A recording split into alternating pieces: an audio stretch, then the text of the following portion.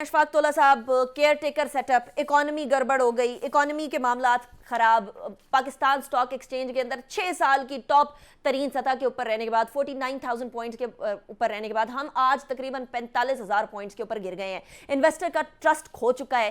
Care taker setup ने कोई कदम उठाने में लेट कर दी है, गड़बड़ किधर हुई है? केयर टेकर सेटअप को मैं इस चीज़ का मुर्द इल्ज़ाम सिर्फ नहीं ठहरा सकता। ये स्पिल ओवर इफेक्ट्स हैं। जो पिछली गवर्नमेंट को मिला उसका एक स्पिल ओवर इफेक्ट पुरानी गवर्नमेंट का था, उससे पीटीआई की गवर्नमेंट का। अब एक combined cumulative spill over effect care taker setup को मिला है।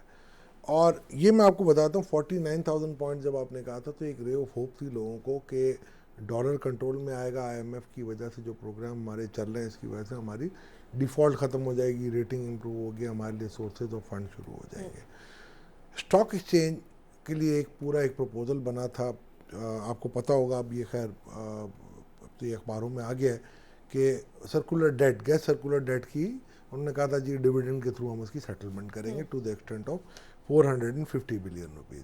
तो वो सारी रे ऑफ होप थी जिसकी बुनियाद पे स्टॉक एक्सचेंज ने बड़ा टेक ऑफ किया था और उसके बाद अब नोज डाइव पे आ गई। रीसेंट स्प्री जो है वो इस वजह से हुई है कि जब आप कल आपने मुलाहिदा किया होगा सेनेट की कायमा कमेटी में जिस तरीके से गवर्नर साहब ने कहा, स्टेट बैंक के गवर्नर ने, कि जी हमारे पास कोई और चारा नहीं हो सकता, हम इंटरेस्ट रेट बढ़ाएं। तो आप मुझे अनिका बताएं कि 24% अगर मुझे टी बिल में मिल रहा है तो मुझे क्या ज़रूरत होता है मैं स्टॉक एक्सचेंज में जाऊं और रिस्कियर इन्वेस्टमेंट, यानी किसी भी तरह के इन्वेस्टमेंट के लिए खुद ही ऐसा माहौल क्रिएट कर दिया कि ना ही जाए। तो देखें, वो ये मैं नहीं कह सकता, उनकी भी एक मजबूरी है। वो उनको देखें, वो अगर कल को फर्ज करें वो ना बताएं और फिर अचानक बढ़ाएंगे तो वो बोलेंगे अच्छा इसका मतलब है they wanted to give some advantage. But अब दिस इज द हाईएस्ट पूरा सेनेट की कायमा कमेटी, उनको तो अगर कोई गलत बयानी नहीं कर सकते ना ये, तो वो ये उन्होंने अभी भी ये नहीं कहा कि हम बढ़ाएंगे, वो ये कह रहे हैं हम बढ़ा सकते हैं। राइट।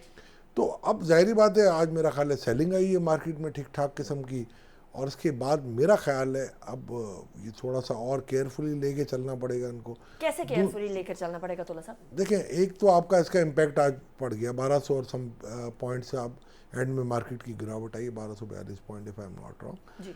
वो एक जो इसका इम्पैक्ट था इसकी जो आपका increase in cut off rate का या पॉलिसी रेट का, वो बढ़ गया। अब वो ख़त्म हो गया, अब सब्साइड हो गया। हो सकता है कि कल एक थोड़ा बहुत और इफेक्ट आएगा, फिर इसके बाद वो ये नीजर इसको हम कहते हैं। अब मुझे लग रहा है आपको कि एक स्टेबल लेवल पे मार्केट आ सकती है, 45-46 के बैंड में रहेगी। और अब डिपेंड करेगा कि अब ये कहाँ लेके जा रहे हैं। दूसरी तरफ डॉलर की आपने बात की, डॉलर में देखें जो दो चीज़ें आपको पता है कि जी जो फरवरी 22 से जो चीज़ें हमारे ऊपर चल रही हैं, जो मिसट्रस्ट है IMF का, वो मेरा ख्याल है आज तक एक लेगेसी को कैरी हम कर रहे हैं। उन्होंने जो क्लिप किया है इस मरतबा, वो एक ही चीज़ की है कि आप ये इंश्योर करेंगे कि मार्केट बेस्ड एक्सचेंज रेट होगा, इंपोर्ट खोल दें। और मार्केट बेस्ड एक्सचेंज रेट को उन्होंने टाई कर दिया है कि जी वीकेंड का जो होगा आपका वीक का क्यूमुलेटिव, इसका 1.5% सॉरी 1.25% ऊपर होगा इंटर बैंक रेट से मार्केट रेट। तो वो उल्टा रिवर्स साइड पे हम गवर्न कर रहे हैं, मार्केट रेट हमें डिक्टेट कर रहा है inter bank.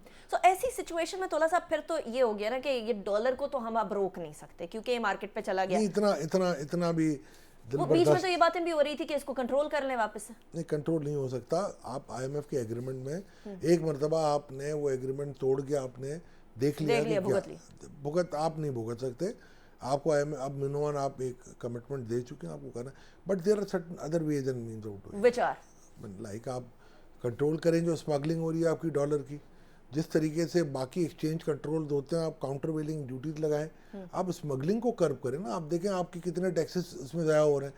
Tax reforms commission की रिपोर्ट मैंने तैयार की हुई है, 2.5 खरब के टैक्सेस आपके पास पड़े हुए हैं, लिखे हुए हैं, फ्लोटिंग ऑन द सरफेस है, आप लेना नहीं चाह रहे। तो अगर आप ये सब कुछ करेंगे तो मुझे बताएंगे फिर इकोनॉमी आप कैसे रिवाइव करेंगे।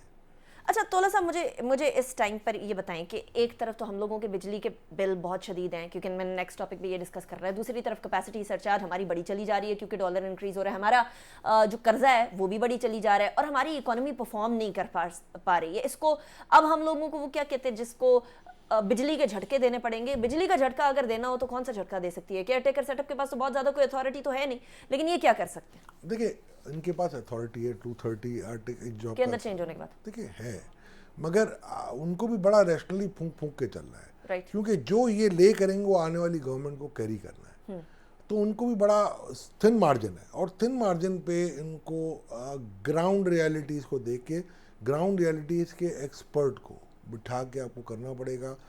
आपको जो भी एजेंडा आप परसू करेंगे, रिफॉर्म्स का हो, चाहे एक्सचेंज रिफॉर्म्स हैं, चाहे फाइनेंशियल रिफॉर्म्स हैं, चाहे टैक्स रिफॉर्म्स हैं, आपको ग्राउंड रियलिटी के लोग चाहिए जिनको पता है, जो जानते हैं, और जिनको ये पता है। शहजाद अख्तर साहिबा नहीं जानती?